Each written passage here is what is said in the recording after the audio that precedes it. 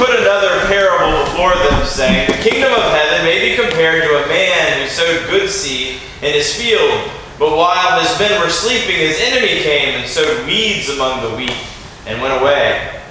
So when the plants came up and bore grain, then the weeds appeared also. And the servants of the master of the house came and said to him, 'Master, did you not sow good seed in your field?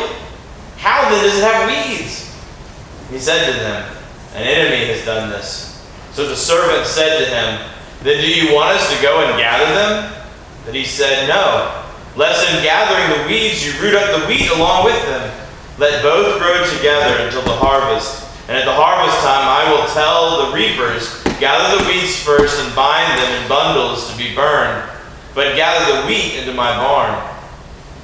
He put another parable before them, saying, 'The kingdom of heaven is like a grain of mustard seed that a man took and sowed in his field.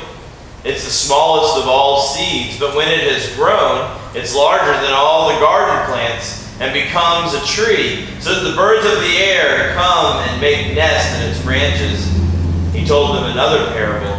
'The kingdom of heaven is like leaven that a woman took and hid in 3 measures of flour until it was all leavened.' All these things Jesus said to the crowd in parables. Indeed, he said nothing to them without a parable. This was to fulfill what was spoken by the prophet. 'I will open my mouth in parables. I will utter what has been hidden since the foundation of the world.' Then he left the crowds and went into the house.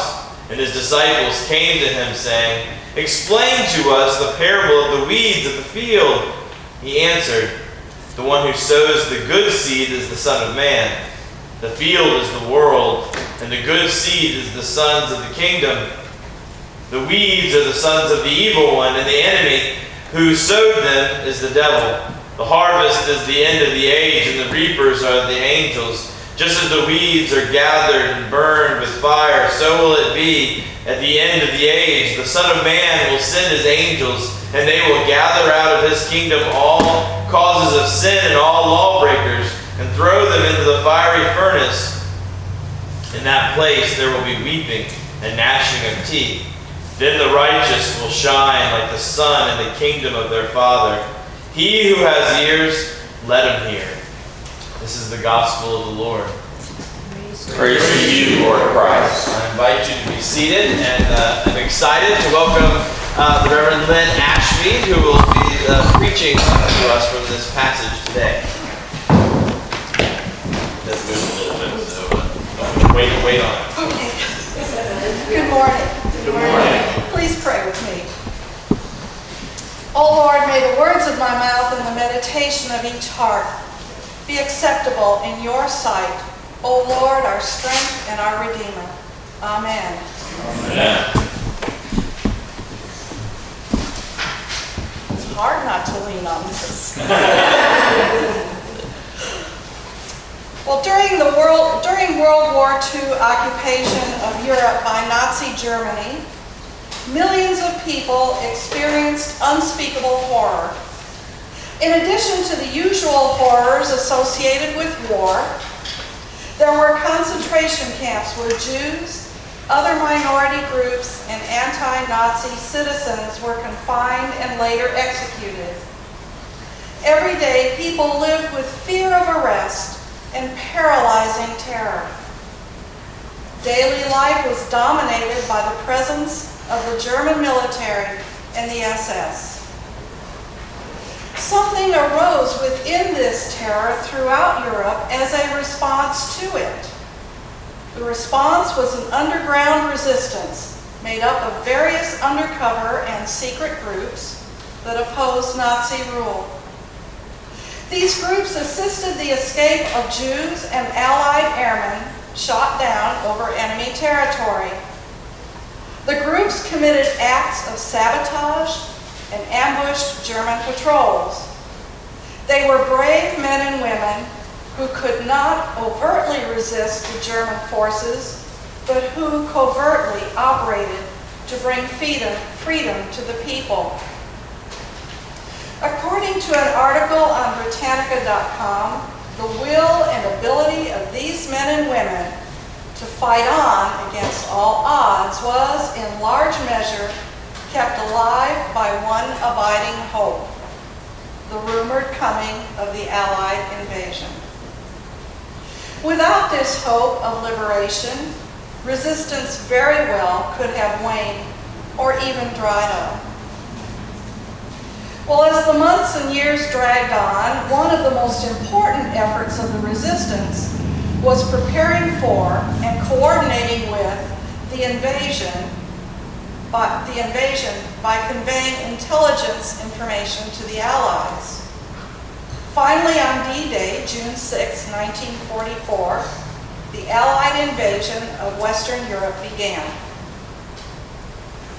In German-occupied Europe, all seemed to be helpless and hopeless, but hidden among the terrorized people were those who dared to resist, in large because they were joined by the powerful Allied forces who promised liberation. The resistance provides a modern illustration of the effectiveness of hidden power. It kept the Nazi war machine off balance and gave inspiration to the common people throughout Europe. In spite of its apparent helplessness, the resistance drew on the promised hope of the Allied invasion to coordinate its efforts at liberation. Well, today, in today's gospel, Jesus talks about the arrival or the invasion of another kind of power on earth, the arrival of the kingdom of heaven. The power that Jesus brought with his announcement was not what many people had expected. It was not a liberating political power, but it was another kind of liberating power, spiritual, transformational power. The complete change in military might that many expected with the coming of the Messiah had not happened. Rome still dominated the land, and the acts of ruthless leaders still created fear of imprisonment and execution. People still died. Hunger and disease still were experiences of the day. Into this daily reality, Jesus clarifies with his parables what the kingdom of heaven really is. In the simplest of terms, he teaches about the kingdom's powerful and transformational working. He illustrates how it is small in its beginning, but how it will bring the reality of salvation from sin for all who come to it with eyes of faith and an open heart. Jesus came to establish the kingdom promised by the Old Testament prophets.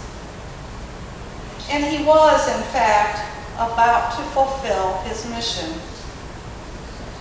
The kingdom, however, which was to be a visible, universal rule of the Messiah, would begin in a small, almost imperceptible form, as a mustard seed or as a bit of yeast in a lump of dough. Unlike what was widely anticipated from the reading of the prophets, there was to be a delay between the coming of the king and the consummation of the kingdom. During that delay, kingdom members were to live in expectation of the return of the king and the final establishment of the kingdom at the end of the age.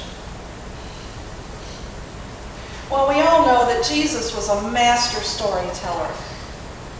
But there was more to his parables, his stories, than just telling a good story to get people's attention and to keep their interest. Jesus' parables produced conviction and demanded a response. In Matthew 13:9, Jesus says, "He who has ears, let him hear." He calls us to a careful understanding and digesting of the truth he communicates in his parables. Jesus used parables earlier and elsewhere in his ministry, but the collection of the parables in Matthew 13 had a unique purpose. With these parables, he intended to test the hearts of the crowds and to force them to commit to either being with him or against him. At the same time, Jesus used parables to unveil what had been hidden since the foundation of the world. That is, that he, Jesus, was the one who would come as Messiah to unveil the kingdom to his disciples. He was the one who was sent to communicate to them and to us truth about the operation of heaven in this world until his return in glory. He was the one who would authenticate God's kingdom here on earth. Jesus' repeated introduction to the parables, the kingdom of heaven is like, the kingdom of heaven is like, the kingdom of heaven is like, takes us right to the center of what he wants us to understand. That the kingdom has transforming power, that there will be judgment,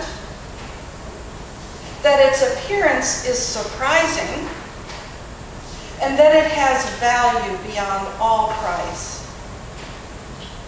He also wanted the disciples to understand their responsibility in the spreading of the kingdom here on earth. In Matthew 13, 1 through 9, and 18 through 23, verses that precede our gospel lesson today, Jesus gives us a parable that seems to underlie what he will teach in all of these other parables. It is the parable of the sower and the soils, how seed fell on different kinds of soil and rock, and how that seed either sprouted and died, or never sprouted for whatever reason in some of the soils, but also how it thrived and grew in the good soil. One commentator, Michael Wilkins, has written that it is, in many ways, a parable about the parables. It illustrates how the truth that is embedded in the parable will impact the life of those who hear Jesus' message. In other words, the response of those of us who hear these parables will be an indication of the inward spiritual condition of our lives. Our response will show whether or not the seed, which in this teaching represents the Word of God, has had a chance to find root and to grow. It is important for us to remember that the life-giving force is the seed, not the soil. So how our hearts or the soil respond to the seed will indicate the impact of the kingdom of God in our hearts. Will the seed be rejected outright by a hard heart? Will it be received in a shallow fashion but not take root? Will it be choked out by competing priorities? Or will the message be received deep into our hearts? Will we allow the life-giving gospel of the kingdom to take root and produce fruit?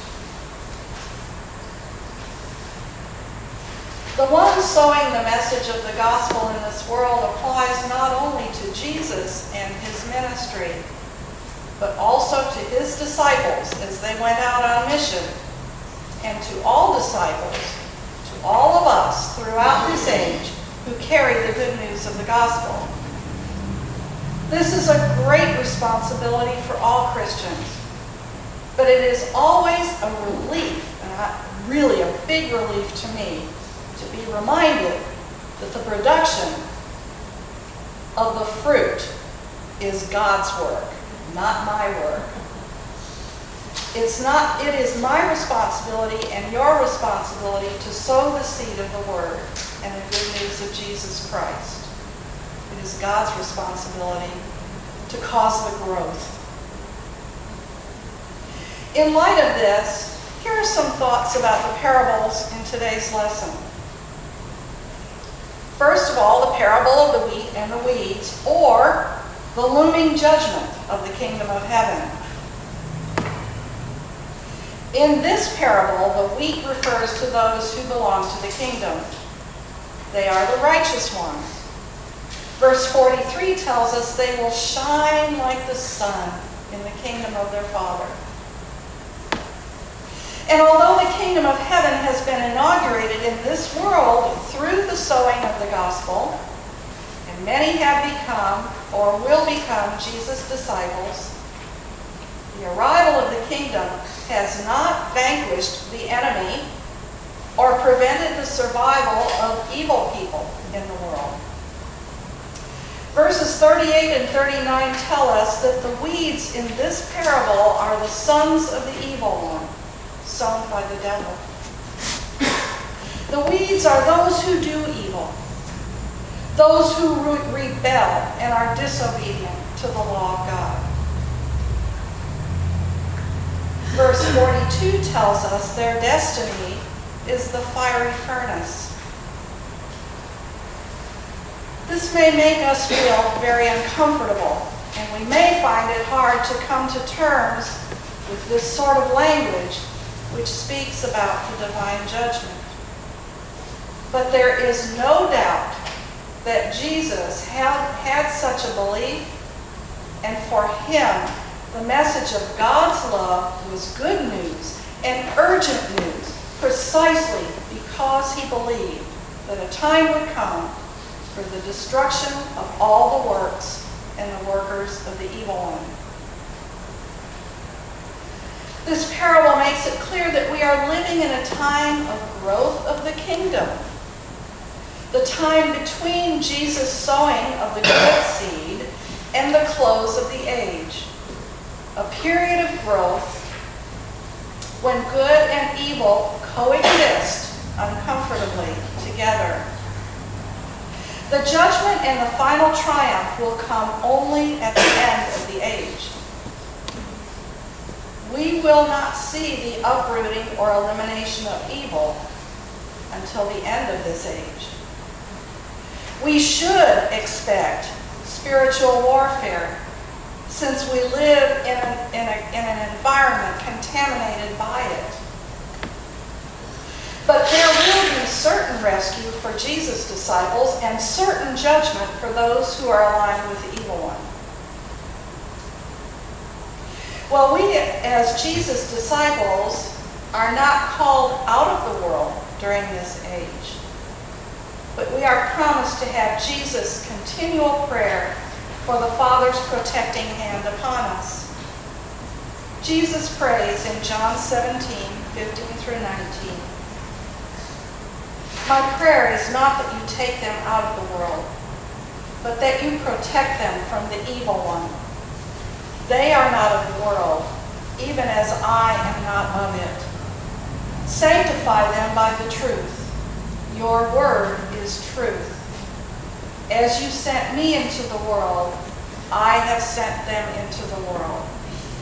For them I sanctify myself, that they too may be truly sanctified. The parable of the wheat and the weeds allows us to be aware of the plans of the enemy. Satan will try to infiltrate our lives and the church. We must be aware and we must be on guard. We must pray against his plans. Although Satan operates in this world until the judgment, we can reduce his influence by not allowing sinful activities that give him a foothold. Ephesians 4:27 exhorts us, and do not give the devil a foothold. Now, if we're honest with ourselves, and this is where God's really been speaking to me this week, our first inclination is to pull up the weeds. Am I right? The first inclination of good is to root out evil. The owner's servants immediately want to do some weeding in the garden. But the master instructed them not to do anything until the harvest. Our human inclination, no matter how well intended, has to give way to the will and the ways of God. Hear the owner's response. No, because while you are pulling the weeds, you may root out the wheat with them. Let them grow together until the harvest. The decision was to prevent damage to the wheat. Sometimes we can do more damage than good when we get out the hoe and the machete. I've done enough damage to our flower and vegetable gardens in my days trying to help Bob cultivate them by my uprooting of the good seedlings and the plants along with the weeds. But that's another story. Good story. Because the lives of people are intertwined, just like the roots of the good wheat and the bad weeds, Jesus says, let them grow together until harvest time. In our attempts to root out evil, we are likely to hurt and uproot good and innocent people. Our job is to concentrate on being the best possible wheat we can be. Jesus wants us, as his disciples, to be a light in the darkness. He wants us to be the presence of a loving Christ.